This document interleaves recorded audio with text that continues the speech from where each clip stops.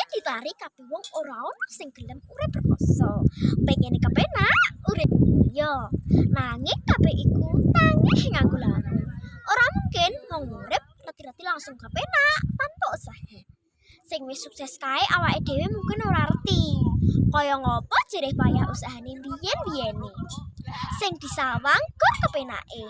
Nyawang kaya ngono kuwi mesti kepengen. Nanging aja duwe rasa iri. Malah dadekno motivasi ben awake dhewe terus usaha ben uripe bisa mulya. Percaya wae, kabeh sing wis dilakoni iki mesti bakal ana untung-untungane. Wong temen bakal tinemu. Sopo sing gelem usaha mestine apa sing dadi gayuhane bakal kelakon. Mula saka iku ayo sing sregep anggone sinau lan ngasah keterampilan ben besok gede apa sing dikarepke bisa kaleksanan. Saora-orane urip bakal ora krasa rekoso yen awake mulya. Krasa wegah ayo dikuat.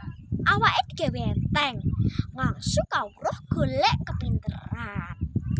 Syukur bisa gede bisa dadi wong sukses lan bisa mikul dhuwur mendem jero asmane wong tuwa.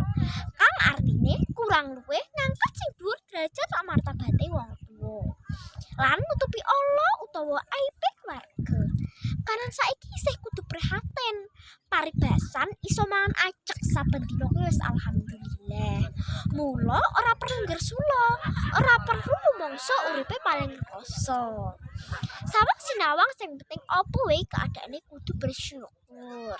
Saora-orane yen awak sehat tetep iso nyambut gawe. Insyaallah kabeh bakal ana dalane. Ana wayahe. Mergo roda kuwi mubeng. Ana wayah ning dhuwur lan nang ngisor. Semangat ya kanggo kabeh wae donga dinunga lan tetep eling marang kang gawe urip. Aku Aliza Husna, njaluk pamit ya. Muga-muga apa sing tak samekke iki bisa migunani kanggo kanca-kanca. Dadah. See you next time. Mwah.